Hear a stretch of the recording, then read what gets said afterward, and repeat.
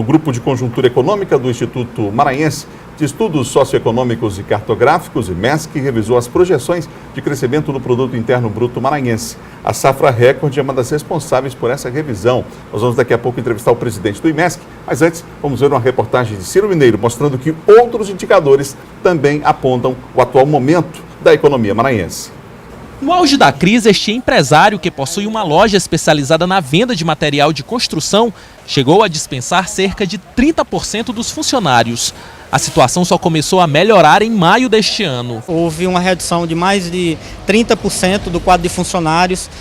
Só não foi mais porque a gente ficava sempre na incerteza de quando é que a coisa ia ser retomada. Então a gente teve que segurar funcionário esperando que houvesse uma melhora, e quando a gente via que passava um mês, passava dois e não acontecia essa melhora, a gente ia tendo que ir tirando funcionário, deixando famílias desamparadas. Agora a notícia é animadora. O Maranhão aparece na segunda posição em um ranking que avalia as projeções de crescimento real do Produto Interno Bruto, PIB, em 2017. A estimativa é que o estado cresça em média 3,1%, melhor índice da região Nordeste.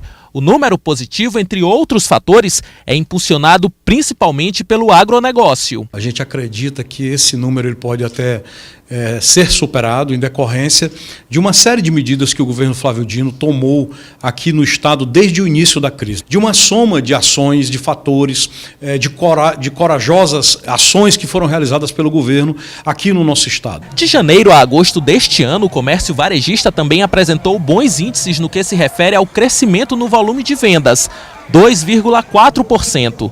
Um aumento tímido de acordo com especialistas, mas que de alguma forma já demonstra sinais de recuperação e gera otimismo entre os empresários. De janeiro até agosto a gente tem um crescimento aí em torno de 2,4% no volume de vendas. E isso é muito positivo para o empresário do comércio, porque ele se sente mais confiante para contratar, se sente mais confiante para voltar a investir também. A gente teve aí nesse mês também um crescimento de 16% na confiança de contratar. O empresário está mais disposto do que no ano passado a contratar. E isso é muito positivo para a economia nesse momento, que é através da geração de empregos é que a gente vai voltar a vender, através do fortalecimento da renda da população é que a gente volta a consumir, volta a vender, e isso gera o desenvolvimento na economia. Para falar mais sobre o assunto, nós recebemos aqui no estúdio o presidente do IMESC, o economista Felipe Macedo de Holanda. Bom dia. Bom dia. Bom dia. Bom, a gente viu ainda há pouco na matéria que o Maranhão ele teve um destaque nacional como o segundo estado com melhor índice de recuperação em relação ao PIB, um aumento aí de 3%. Tem alguma influência essa recuperação na economia do nosso estado? Tem alguma influência com as políticas adotadas pelo governo?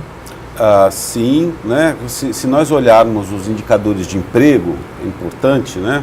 De emprego formal, de janeiro até agosto deste ano, nós tivemos contratações líquidas. Você inverteu aquele processo de desemprego, né?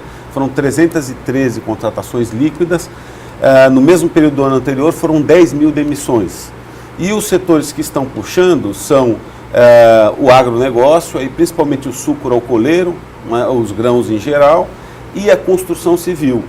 Dentro do capítulo de construção civil, a gente percebe que as obras de infraestrutura têm um destaque importante. E aí o governo do estado, principalmente, está sendo o principal contratante, né, que está dinamizando aí o mercado de construção civil. É verdade também que construção de edifícios também já está dando sinais de reação, né? Esses dados mostrados na reportagem, Felipe, são de uma empresa privada, né, de um banco. E outros dados nacionais vêm apontando desde o ano passado esse crescimento, o destaque do Maranhão em relação ao restante do país. Quais são os números do IMESC nessa revisão que foi feita do PIB para esse ano em relação à própria Safra Record? Olha, o IMESC fez a revisão dos números crescendo de 2,1 para 2,7, com base nos indicadores mais recentes, né, principalmente do mercado de trabalho, e para o ano que vem, saindo de 1,2 para 2,4, né? É importante levar em consideração que tem um efeito aí estatístico, né? Porque no ano passado o Maranhão foi um dos estados que teve pior desempenho econômico por causa do impacto violento da seca na economia do estado. mais ou menos metade da queda do PIB do ano passado, que a gente estima mais ou menos em 4%, foi por causa da seca, né? E esse ano, se você pegar desses nossos 2,7% de previsão de crescimento, cerca de 2% é por causa da safra recorde, né? Então você saiu de uma quebra de safra de mais ou menos 50%, uma safra de grãos de 2,5 milhões de toneladas, e esse ano uma safra de 4,5 milhões de toneladas, né? E é importante dizer que esse processo de recuperação ele é tímido. A gente começou com uma base ruim no início do ano e vamos terminar o ano melhor, né? Alguns indicadores, como por exemplo a arrecadação de impostos, as próprias transferências federais, que no caso do Maranhão elas são bastante importantes, estão mostrando sim recuperação, porém em um ritmo ainda lento.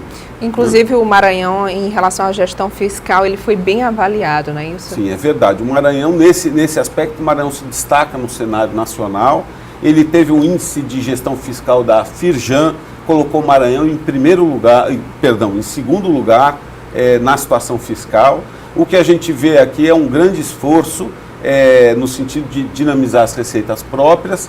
E, ao contrário do que acontece no nível nacional e na maior parte dos estados, o Maranhão está com uma melhoria na sua composição de gastos, aumentando investimentos, está com um programa de investimentos públicos aí, mais ou menos de 2 bilhões de reais, aí na parte de obras viárias, mais ou menos metade disso, água e saneamento, escola, hospitais e porto, né? Tudo isso combinado dá mais ou menos 2 bilhões de reais, o que é uma situação bastante diferenciada se nós considerarmos a situação fiscal complicada da maior parte dos estados.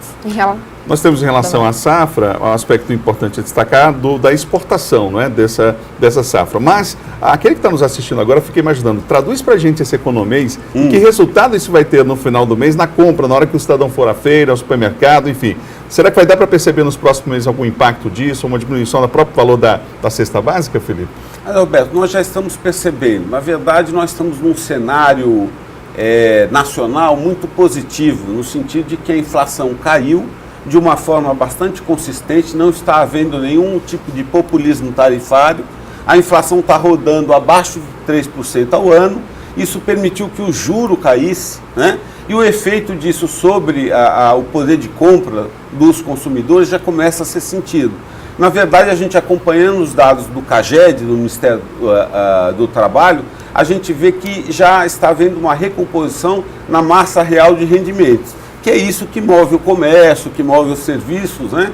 Então, de fato, é um cenário do ponto de vista das condições de crédito e do poder de compra de recomposição. Agora, em relação à produção agrícola, voltando a esse assunto, o que o Estado ainda pode fazer para melhorar ainda mais esses índices, já que você falou que o crescimento aí ele foi tímido? Eu digo, na verdade é que nós saímos de uma base bastante apertada, né? Por causa de uma quebra de safra, e demos um salto bastante grande, mais de 100% no crescimento da colheita de grãos, de acordo com o levantamento sistemático da produção agropecuária. O que nós podemos fazer para melhorar o empuxo da economia, trazido pela economia pelas atividades agropecuárias, é seguir no adensamento das cadeias produtivas, né?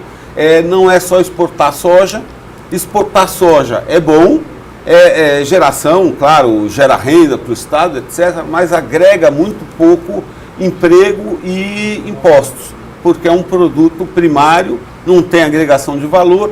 Quando você esmaga a soja, faz o farelo, faz o óleo, faz a ração, engorda, digamos, o frango, abate, aí sim você tem um impulso sobre o emprego bastante grande. Aí é uma visão que a gente tem que ter, uma visão de médio e longo prazo, no sentido de ampliar o impacto da agricultura sobre o mercado interno do Maranhão. Muito obrigada pela sua entrevista. Obrigado pela presença.